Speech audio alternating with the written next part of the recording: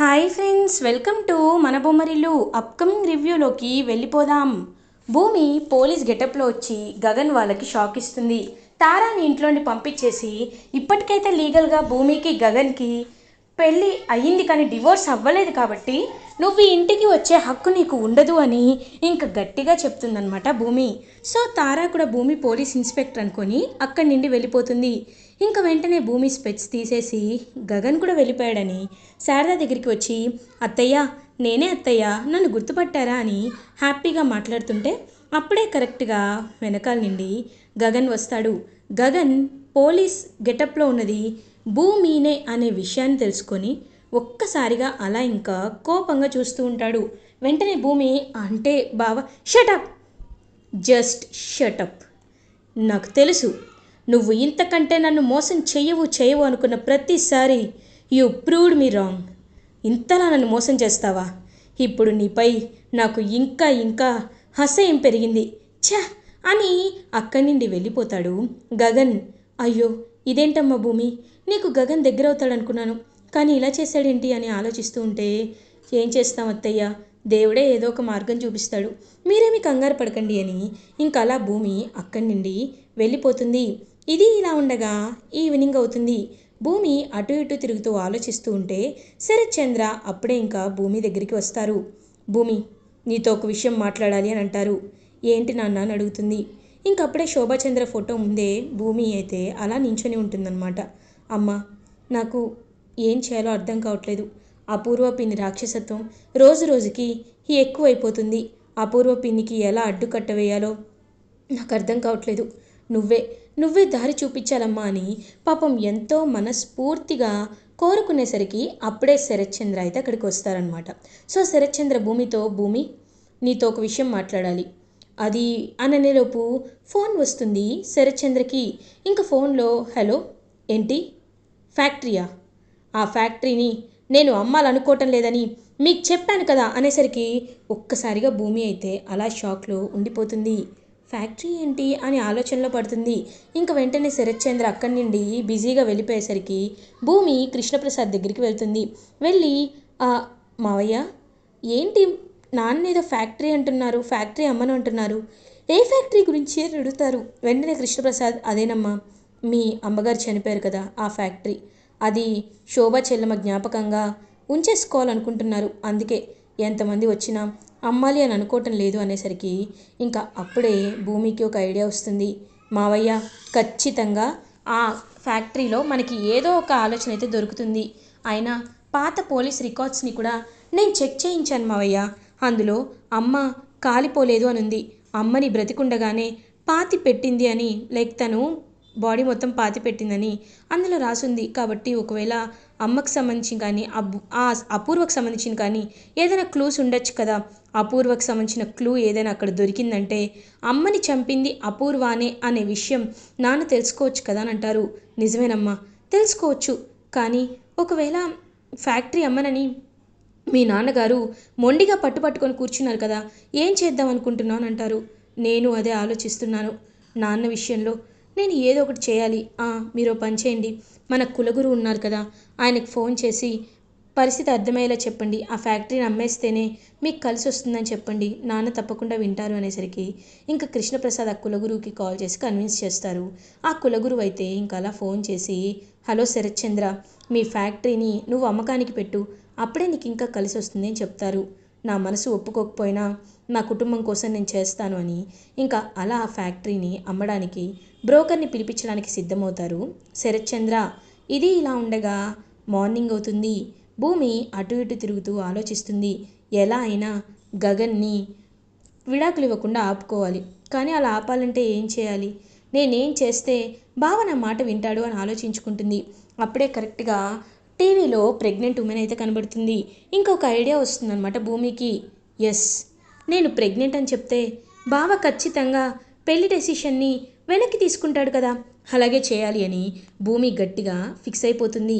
ఇంకా ఫిక్స్ అయ్యి అలా గగన్కి కాల్ చేసి, బావా ఒకసారి హాస్పిటల్కి రానంటుంది. ఏంటి నేనా హాస్పిటల్కా? నేనెందుకు హాస్పిటల్కి రావాలని అడుగుతారు. అయ్యో నేను చెప్పేది విను బావా, హాస్పిటల్కి రానంటుంది. సరే వస్తున్నాను అని ఇంకా గగన్ బయలుదేరుతూ ఉంటే నువ్వు ఫాదర్ అవ్వబోతున్నావు అని చెప్తుంది భూమి. ఒక్కసారిగా గగన్ హార్ట్ అయితే బ్లాక్ అయిపోతుంది. హేయ్, పిచ్చి పిచ్చిగా మాట్లాడద్దు, ఏం చెప్తున్నావు నువ్వు అని అంటారు. అయ్యో, నేను నిజం చెప్తున్నాను బావా, నేను నిజమే చెప్తున్నాను. నువ్వు ఫాదర్ అవ్వబోతున్నావు, నేను ప్రూఫ్ ఉండే మాట్లాడుతున్నాను. ఒకసారి ఈ స్కానింగ్ రిపోర్ట్స్ చూడు అని స్కానింగ్ రిపోర్ట్స్ని అయితే చూపిస్తుంది. ఇంకా గగన్ ఏం తేల్చుకోవాలో అర్థం కాదు. మనకి పాపో బాబో పుడతారు బావా, నాకు తెలిసి ఖచ్చితంగా పాపే పుడుతుంది. పాప పుడితే మా అమ్మే పుడుతుంది, అప్పుడు శోభ అని పేరు పెట్టుకుంటాను అని ఎంతో హ్యాపీగా ఫీల్ అవుతుందన్నమాట భూమి. ఇంకా గగన్ ఏమీ మాట్లాడకుండా అక్కడి వెళ్ళిపోతాడు. ఇప్పుడు ఖచ్చితంగా బావా విడాకులు తీసుకోవాలి అనే డెసిషన్ నుండి విత్డ్రా అవుతాడు. నాకు కావాల్సింది అదే కదా అని పాపం ఎంతో అంటే ఎంతో హ్యాపీగా ఫీల్ అవుతుంది భూమి.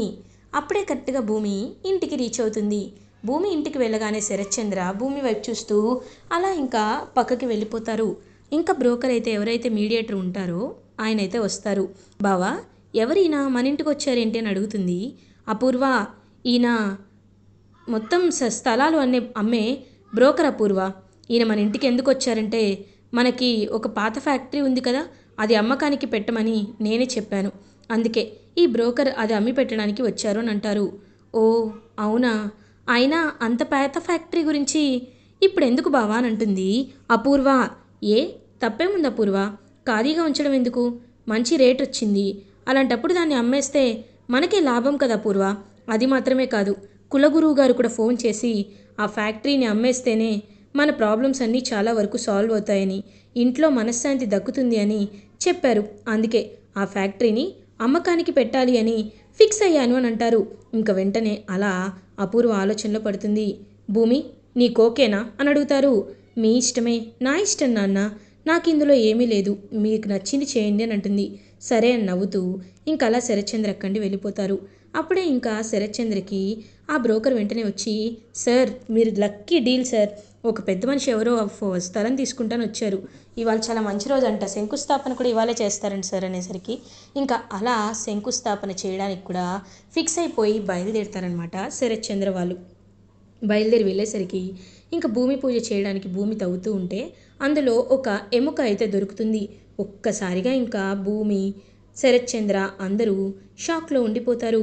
ఇదేంటి ఎముక దొరికింది, అసలు ఈ ఎముకేంటి అని అలా చూస్తూ ఉండిపోతుందన్నమాట భూమి.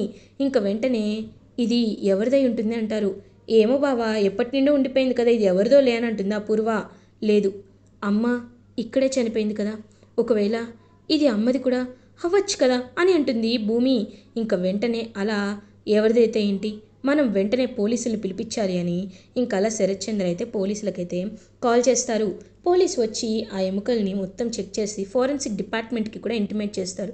సో ఫోరెన్సిక్ డిపార్ట్మెంట్ కూడా వచ్చి ఎస్, ఇది హ్యూమన్కి సంబంధించిన బోనే, అది మాత్రమే కాదు ఈ బోన్ ఏజ్ దాదాపు ఒక 25 ఏళ్ళు ఉంటుంది, ఇది చూస్తుంటే ఖచ్చితంగా చనిపోయి 25 ఏళ్ళు అవుతుంది అనేసరికి ఇంకా ఒక్కసారిగా శరత్చంద్ర, నా శోభ కూడా చనిపోయి 25 ఏళ్ళే అయ్యింది, ఒకవేళ ఇది నా శోభ బోనా అని చెప్పి పాపం చాలా బాధపడుతూ ఉంటాడనమాట శరత్చంద్ర.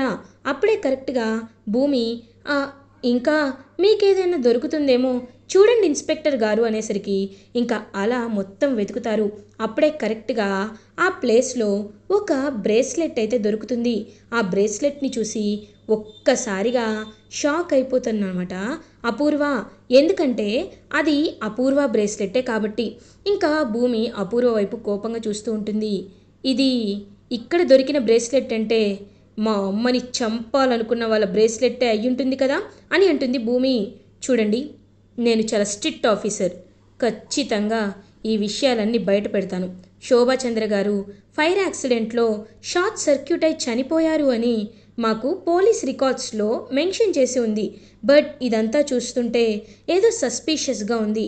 ఆవిడ డెత్కి రియల్ రీజన్ ఏంటో మేము ఖచ్చితంగా త్వరలో కనిపెట్టి మీకు ఇంటిమేట్ చేస్తాం, so you can go freely now అని చెప్పి ఇంకా ఇన్స్పెక్టర్ వాళ్ళైతే అలా పంపించేస్తారు. శరత్చంద్ర వాళ్ళని ఇంకా ఫ్యాక్టరీ మొత్తం సీజ్ చేసేస్తారు. ఇంకా ఏదైనా ఇన్ఫర్మేషన్ దొరుకుతుందా అని అపూర్వ ఏమో గడగడ చెమటలు పడుతూ వణికిపోతుంటే భూమి అపూర్వ దగ్గరికి వెళ్తుంది. వెళ్ళి, ఏంటి అపూర్వ, ఏంటి అంతలా భయపడుతున్నావు, ఓ నీ పాపం ఎక్కడ బయటపడుతుందానా? ఆ రోజు నువ్వు మా అమ్మని చంపినట్టు ప్రత్యక్షంగా వీడియోనే ఉంది. కానీ నీ దుర్మార్గంతో ఆ వీడియోని పగలకొట్టేశావు, ఆ కెమెరా లేకుండా చేశావు. ఇంక నీ పాపం పండే రోజు వచ్చేసింది అపూర్వ పిన్ని. నిన్ను ఆ దేవుడు కూడా కాపాడలేడు. మా అమ్మ నీకు వేసే శిక్ష మామూలుగా ఉండదు అని ఇంక భూమి అయితే గట్టిగా వార్నింగ్ ఇచ్చి అక్కడి నుండి వెళ్ళిపోతుంది. అపూర్వ ఏమో షిట్, అయినా నా బ్రాస్లెట్ అక్కడ పడిపోవడం ఏంటి, నాకేమీ అర్థం కావటం లేదు. ఇలా జరుగుతుందని నేను కల్లో కూడా ఊహించలేదు. ఒకవేళ ఇప్పుడు నిజం బయటపడినా బావ నన్ను చంపేస్తాడు. కాబట్టి ఏం చేయాలి అని ఆలోచనలో పడుతుంది భూమి. ఆలోచనలో పడుతుంది అపూర్వ. ఇది ఇలా ఉండగా గగన్ కూడా ఇంటికి బయలుదేరుతాడు. ఇంటికి వచ్చి భూమి గురించి ఆలోచిస్తూ ఉంటారు. శారద ఏమో నాన్న గగన్, గగన్ ఏమైందిరా, ఎందుకు అలా ఉన్నావు అని అడుగుతారు. అమ్మ, నేను నీకెలా చెప్పాలో అర్థం కావట్లేదమ్మా అని అంటారు గగన్. రేయ్, నిజం చెప్పరా, ఏమైంది అని అడుగుతారు. అమ్మ, భూమి భూమి అని అంటారు. భూమి అననేలోపు ఏమో మొన్న పోలీసుల గెటప్ వేసుకొని వచ్చింది. ఇప్పుడు భూమి నిజంగా ప్రెగ్నెంట్ కాకపోతే అమ్మ వినిపించుకోదు. ఖచ్చితంగా భూమినే నువ్వు పెళ్లి చేసుకోవాలి అంటుంది, భూమితోనే ఉండాలి అంటుంది. ఈ విషయం ధ్రువ వాళ్ళకి చెప్పేస్తుంది. కాబట్టి నేను ఒకసారి అఫీషియల్గా కన్ఫర్మ్ చేసుకున్న తర్వాతే నిజాలు అమ్మకి చెప్పాలి అని గట్టిగా డిసైడ్ అయిపోతాడనమాట. అలా గగన్, ఏమైందిరా, భూమికి ఏమైంది అని అడుగుతారు. ఏం లేదమ్మా, ఏం లేదు, నేను నీకు తర్వాత చెప్తాను అని గగన్ అయితే ఇంకా అలా బయలుదేరి అక్కడి నుండి వెళ్ళిపోతాడు. ఇంకా శారద, అమ్మ నువ్వే గగన్ మనసు మారేలా చేయాలమ్మా అని పాపం మనస్ఫూర్తిగా దేవుడికి నమస్కారం పెట్టుకుంటుంది. ఇది ఇలా ఉండగా అపూర్వ అటు ఇటు తిరుగుతూ ఆలోచిస్తూ ఉంటే భూమి అపూర్వ దగ్గరికి వస్తుంది.